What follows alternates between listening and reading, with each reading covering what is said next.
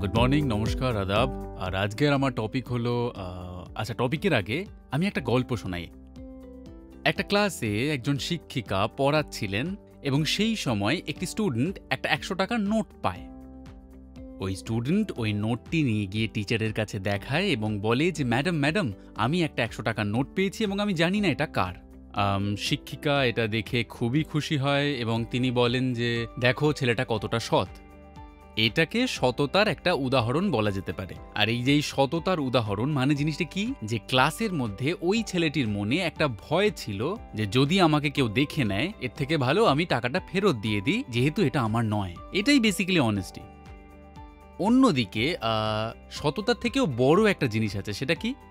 সততার থেকেও বড় জিনিস ন্যাচারালি হচ্ছে একাগ্রতা। আর এই ইন্টিগ্রিটি জিনিসটা কি আসলে? যখন আপনাকে পৃথিবীতে এই মুহূর্তে কেউ দেখছে না, আপনি সম্পূর্ণ একা, আর আপনার সঙ্গে আপনার পরিবারও নেই, তখন আপনি কিরকম ব্যবহারটা করেন? তখন সমাজও হয়তো আপনাকে লক্ষ্য রাখছে না, কিন্তু আপনার হাতে পাওয়ার আছে, তখন আপনি কেমন ভাবছেন? এটাই বেসিক্যালি হচ্ছে ইন্টিগ্রিটি। আমি এই ব্যাপারে কিছু উদাহরণ দিতে চাই। একবার দলাই লামা বলেছিলেন যে আমার ইন্টিগ্রিটি হচ্ছে প্রত্যেকটা মিনিট। আমি যখন কোনো হোটেলে গেলাম এবং পরে যখন আমি সেই হোটেল থেকে বেরিয়ে আসলাম, এটা আমার কর্তব্যের মধ্যে পড়ে এটা দেখা যে লাইটের সুইচ বন্ধ আছে কিনা, ফ্যানের সুইচ বন্ধ আছে কিনা, আমার বিছানাটা ঠিকঠাক রাখলাম কিনা, আমি যে টয়লেটটা ইউজ করেছিলাম সেটা নোংরা আছে কিনা। That is my integrity. অন্যদিকে অধিকাংশ মানুষ কি করে? সেই জায়গাটির অপব্যবহার করে। আমাদের জুতোটা যদি পরিষ্কার না থাকে তাহলে সেটা আমরা টাওয়াল দিয়ে বা হোটেলের কার্টেন দিয়ে পরিষ্কার করে নিলাম। যদি একটা টয়লেট নোংরা থাকে তাহলে সেটাকে নোংরাই রেখে দিলাম, না ওটাকে ঠিকমতো ফ্লাশ করলাম, না ওটাকে পরিষ্কার করলাম। কেউ কেউ হয়তো হোটেল থেকে টাওয়ালই নিয়ে চলে এলো, কারণ কেউ তো দেখছে না। এবং আমি আপনাদেরকে বলতে চাই যে এই মানসিকতাটাই বর্তমান পরিস্থিতিতে মানুষের মনের মধ্যে ধীরে ধীরে ঢুকে যাচ্ছে।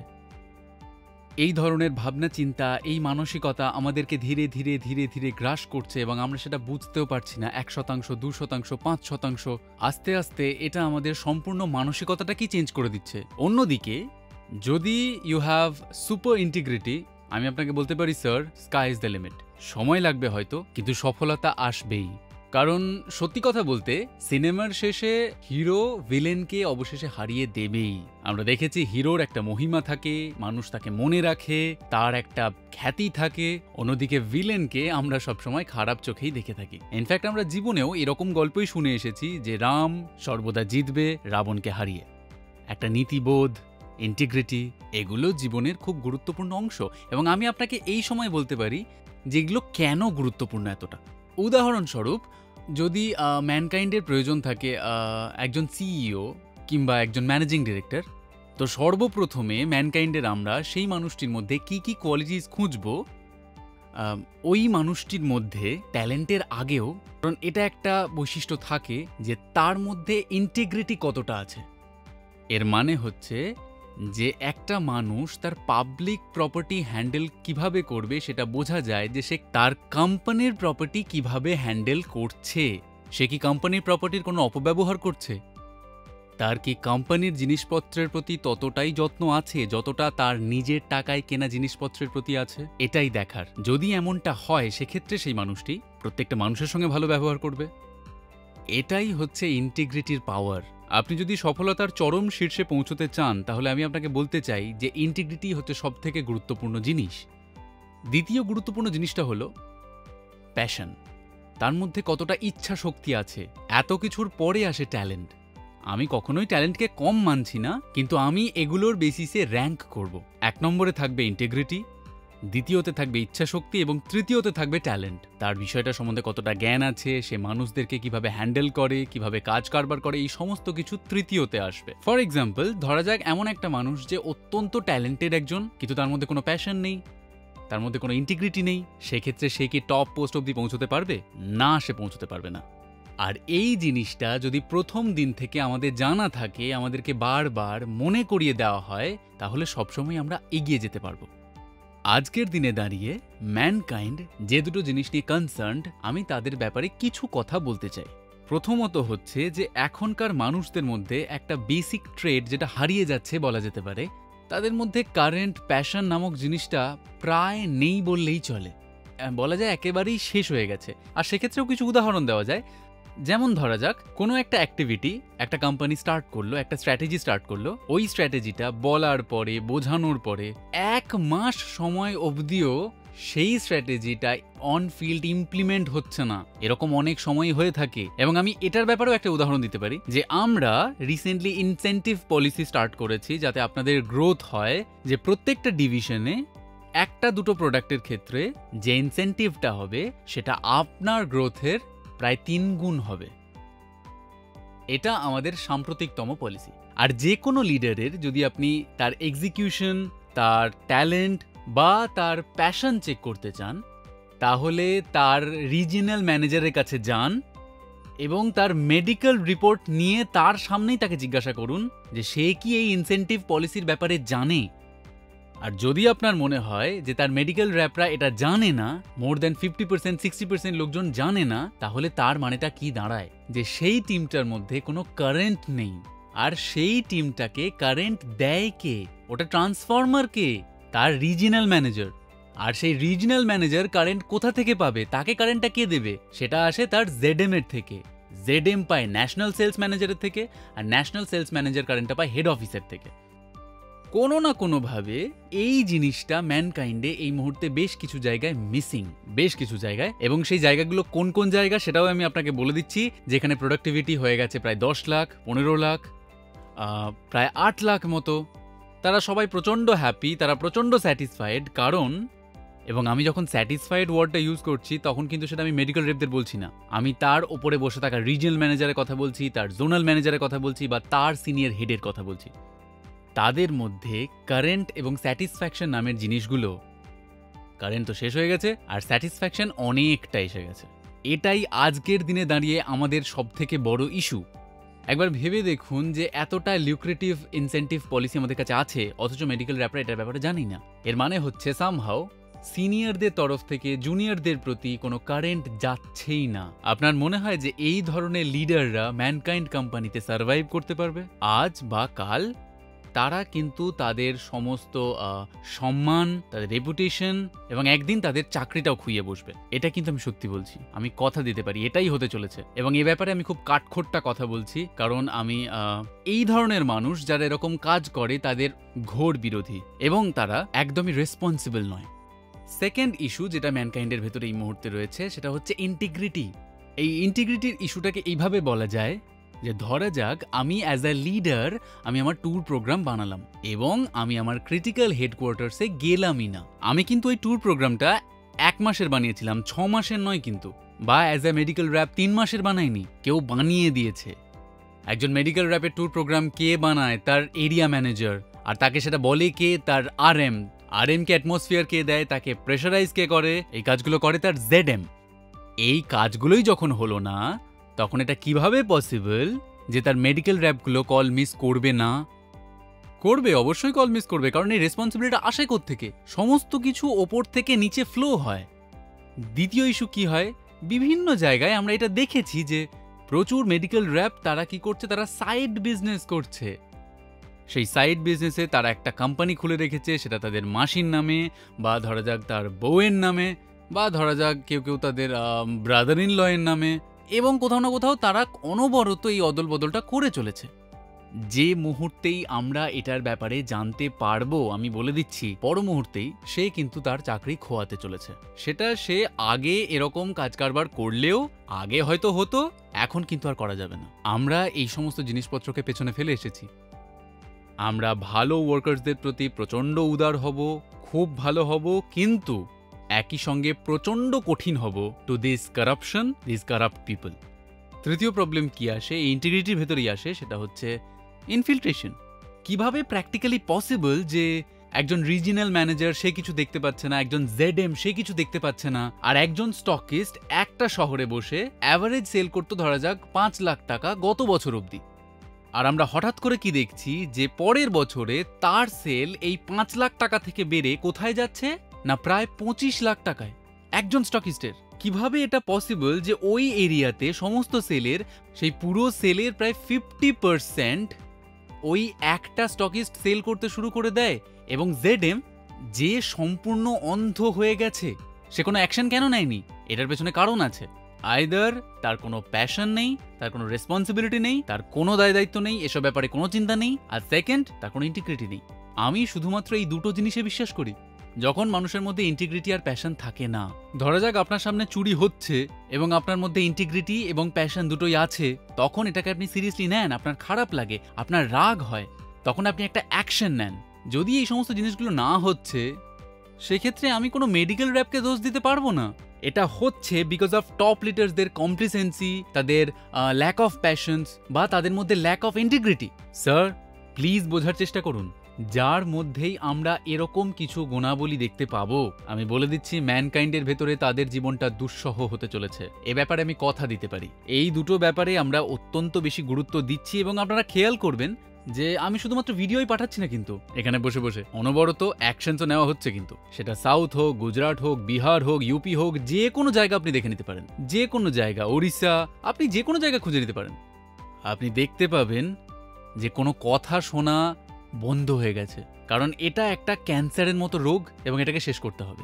এবং আমি আপনাদেরকে আরও একটা উদাহরণ দিচ্ছি এই ল্যাক অফ প্যাশন বা স্যাটিসফ্যাকশনের ওপরে। আপনাকে আরও একটা উদাহরণ দেওয়া যাক। এএমএস এর অনেক কিছু আপনাদের কাছে গেছে, কিন্তু যেটা এখনো ডিস্ট্রিবিউটেড হয়নি। তারা এই ব্যাপারে কিছুই জানে না। Can you believe it? এটা ম্যানকাইন্ডের ভেতরের অবস্থা। যে কোম্পানিটা এককালে এটার জন্যই বিখ্যাত ছিল যে আজকে এটা ভাবা হলো, কালকে সেটা করা হলো। আমাদের ফিলোসফিটা আজও সেম, কিন্তু আমাদের এক্সিকিউশন নিয়ে আমরা অত্যন্ত বেশি রকমভাবে বায়াসড। এবং আমি আপনাদেরকে বলতে চাই যে দেয়ার আর অ্যাপ্রক্সিমেটলি 10-20% লিডার্স যাদের জন্য টিমটা খারাপ হচ্ছে। এদের ওপরে আমরা কিন্তু কড়া নজরদারি রেখেছি এই ব্যাপারটাকে নিয়ে। সো প্লিজ, আমি আবার আপনাদের সকলের কাছে অনুরোধ করছি যে দয়া করে নিজেদের ঘুম থেকে উঠে যান। দয়া করে বুঝুন আমি বারবার একই কথা কেন বলছি। আর আমি যখন বলছি না, তখন দয়া করে একটা কথা জেনে রাখুন, আমি আমার মন থেকে এই কথাটা বলছি, কারণ আমি আপনাদের ভালো চাই এবং আমি কোনো অ্যাকশন নিতে চাই না। বিকজ আই ফিল যে মানুষকে অনেকবার বলা উচিত তার বিরুদ্ধে একটা অ্যাকশন নেওয়ার আগে। কিন্তু এত কিছুর পরেও যখন আপনি চেঞ্জ হন না, আপনার কোনো পরিবর্তন হয় না, তখন কিন্তু টাফ অ্যাকশন নিতেই হবে। আমি আরও একবার মনে করিয়ে দিতে চাই যে যেখানেই আপনি যখনই কোনো ইনফিল্ট্রেশন দেখতে পাচ্ছেন, আপনি নিজে থেকে এই মাসে, এপ্রিল মে মাসে আপনি আমাদের কাছে আসুন, এসে বলুন যে স্যার আমার এলাকায় এটা হচ্ছিল, আমার বেস এটা। আপনাকে কেউ কোনো প্রশ্ন করবে না। কিন্তু মে মাসের পর থেকে আপনি এটা জেনে রাখুন, আপনাকে কিন্তু কিছু কঠিন প্রশ্নের সম্মুখীন হতে হবে। আর আবারও বলে রাখছি, দয়া করে সবাই শুনুন যে সমস্ত টপ লিডার্সদেরকে হেডকোয়ার্টার্সে বছরে অন্তত 3 বার আসতে হবে। 1 বার নয়, 2 বার নয়, 3 বার আসতে হবে। কারণ সেখানে তাকে প্রশ্ন করা হবে যে কেন এমনটা হচ্ছে। কারণ আমরা এই দুটো জিনিসের ঘোর বিরোধী। আমি আবারও রিপিট করতে চাই, যারা ইন্টিগ্রিটির বাইরে গিয়ে কাজ করছে, যাদের মধ্যে কোনো ইন্টিগ্রিটি নেই, যারা অন্য লোককে ম্যানিপুলেট করছে, এরকম মানুষ, এবং যাদের মধ্যে কোনো ইচ্ছা শক্তি নেই, কোনো ফিউয়েল নেই। এবার আমি পজিটিভ সাইডটাকে নিয়ে যদি কথা বলি, যদি আপনাকে লাইফে গ্রো করতে হয় বা আরো ভালোভাবে বললে অ্যাজ এ লিডার গ্রো করতে হয়, তাহলে আপনাকে এ ব্যাপারে খেয়াল রাখতে হবে যে আপনার ভাবনার ধরনটা কেমন। আমি আপনাকে বলতে পারি আমার পদ্ধতিটা কি, এবং সেখান থেকে আপনি নিজের একটা ধরন তৈরি করতে পারেন যদি আপনি শিখতে চান। আমার বেসিক্যালি পদ্ধতিটা কি, আমার বেসিক ফর্মুলাটা কি, 5-10-20 মেথড। এটার মানেটা কি? আমার চারপাশের 5 জন সবথেকে গুরুত্বপূর্ণ মানুষজন কারা, যাদেরকে আমি সবথেকে বেশি গুরুত্ব দিই, যারা আমার কাছে মোস্ট ইম্পর্ট্যান্ট, যারা আমার নিচে কাজ করে, আমার 50% সময় যেন আমি তাদেরকে দেখাশোনা করতে, তাদের সাথে কথা বলতে দিতে পারি। আমি তাদেরকে পর্যবেক্ষণ করি যে তারা কিভাবে কথা বলছে, তারা কিভাবে ভাবছে, তারা কিভাবে কাজ কারবার করছে। আমি সব সময় তাদের কথা ভাবছি, সবসময় তাদের কথাই ভাবছি। 10 জন যারা তাদেরও নিচে কাজ করে, তাদের জন্য আমি আমার 30% সময় কাটাবো এবং শেষ 20% সময় কাটাবো বাকি 20-র উপরে। এবং সেটা আমি কিভাবে করব? ফর এক্সাম্পল, যদি আমি সঞ্জয়কে কিছু একটা কথা বলি, রাইট, তার মানেটা কি দাঁড়ায়? বা ধরা যাক আতিশকে কোনো একটা কথা বললাম আমি, এরপর আমি চেক করব যে অন ফিল্ড সেই কথাটা 1 মাস বা 2 মাস পরে কতটা হচ্ছে। সেম কথাটা আমি আপনাদেরকেও বলতে চাই। এবং আমি সবসময় দেখেছি যে দিস পিপল, এদের হাইয়েস্ট ইন্টিগ্রিটি আছে। এই সমস্ত মানুষদেরই সম্পূর্ণ প্যাশনটা আছে। যদি আপনি তাদের প্যাশন, যদি তাদের ইন্টিগ্রিটি থেকে চেক করতে যান, তখন আপনি সত্যি ইমপ্রেসড হয়ে যাবেন। আপনি ভাবতেই পারবেন না। এটাই হচ্ছে সবথেকে গুরুত্বপূর্ণ কথা, যেটা আপনাকে মাথায় রাখতে হবে যদি আপনাকে হাইয়েস্ট পোস্ট অবধি পৌঁছতে হয়। কারণ আমরা সবসময় একজন উত্তরাধিকারী, সাকসেসার্স খুঁজছি। যে ধরা যাক সঞ্জয়ের পরে সেই পোস্টে কে আসবে, আতিশের পরে সেই পোস্টে কে আসবে, বা আতিশের নিচের পোস্টে কে আসবে। আমরা তো সবসময় এটা জানার চেষ্টা করছি। যদি আপনাকে ভবিষ্যতে উন্নতি করতে হয়, আপনাকে এগিয়ে যেতে হয়, তাহলে আপনাকে এই জিনিসগুলো মাথাতে রাখতেই হবে যে আমার মধ্যে কতটা ইচ্ছা শক্তি আছে, প্যাশন টু এক্সিকিউট, এবং আমি কতটা সৎ। এবং যেখানেই আমি দেখব যে ম্যানিপুলেশন রয়েছে, I will fight for this manipulation, এবং আমি সেটাকে শেষ করব। এই দুটো জিনিস আপনার জন্য প্রচণ্ড গুরুত্বপূর্ণ। আপনাকে আরও একটা উদাহরণ দিই এই ইন্টিগ্রিটি, এই প্যাশন এবং এই ট্যালেন্টের ব্যাপারে। ধরা যাক আপনার কাছে একটি ছেলে এলো যার ডিটেলিং অসাধারণ, প্রচণ্ড ইমপ্রেসিভ, তার প্রোডাক্ট নলেজ খুব ভালো, আপনি তার কলস দেখছেন সেগুলো খুব ভালো, সে কখনো কোনো কল মিস করে না। কিন্তু এরপরে আপনি দেখলেন যে ওর গ্রোথ কতটা, সেটা নেগেটিভে। সে কাজ করছে প্রায় ধরা যাক 3 বছর, তার প্রোডাক্টিভিটি প্রায় 8 লাখ, সে মাইনাসে 10% গ্রোথ দিচ্ছে। যদি আপনি তাকে জিজ্ঞাসা করেন যেটা কেন হচ্ছে, তখন সে আপনাকে 10খানা বাহানা দিয়ে দেবে। এক্ষেত্রে আমার প্রশ্নটা হচ্ছে যে তার ডিটেলিং যখন এত ভালো, তার কল এত ভালো, তাহলে তার সেল কেন হচ্ছে না? কারণ সে শুধু আপনার সামনে কাজ করছে, সে শুধু আপনাকে দেখাচ্ছে আপনার মধ্যে ট্যালেন্ট আছে, আপনার মধ্যে ইন্টেলিজেন্স আছে, আপনার মধ্যে ইন্টিগ্রিটি আছে, আপনার মধ্যে প্যাশন আছে। এবং এই সমস্ত জিনিসগুলো থাকলে এবং পরপর থাকলে আপনি তখনই বুঝতে পারবেন যে এই ছেলেটা মিথ্যে কথা বলছে, সে প্রিটেন্ড করছে। সামহাও এই যে ম্যানকাইন্ডের একটা পলিসি আছে না, যে নো টার্গেট, এটাকে মানুষ এমনভাবে নিয়ে নিয়েছে যেন নো রেসপন্সিবিলিটি, যেন আমার কোনো দায়ই নেই। প্রত্যেকটা এমপ্লয়ির 3 বছরের সেলস রিপোর্টকে নিয়ে আমরা খতিয়ে দেখছি। বেসিক্যালি এর মানেটা কি দাঁড়াচ্ছে, যে একটা quarter is equal to 1 month. ঠিক আছে? তার মানেটা হচ্ছে যে আমরা যদি তার 12টা কোয়ার্টার দেখি, তার মানে সেটা 3 বছর হচ্ছে। এবার এই 3 বছরের আমরা যদি সিকোয়েন্স দেখি, product wise, sales wise, stockist wise, সমস্ত ব্যাপারটা আমাদের কাছে জলের মতো পরিষ্কার হয়ে যাবে। এবং this is what our data analytics department প্রতিনিয়ত করছে। তখন কিন্তু তারা আপনাকে প্রশ্ন করবে যে mister zonal manager, mister national sales manager, mister RM, আপনারা কোথায়? কারণ প্রত্যেকেরই লক্ষ্য উন্নতি করা, আর আমাদের লক্ষ্য হচ্ছে যে আমাদের যাতে মিডল ম্যানেজমেন্টটা সলিড হয়, শক্তিশালী হয়ে যায়। যেমন RM, ZM এরা শক্তিশালী হয়, যাতে ভবিষ্যতে এরা আমাদের উত্তরাধিকারী হতে পারে। কিন্তু যদি এরকমটা না হয়, তাহলে আপনি বলুন এটা কি ঠিক হচ্ছে?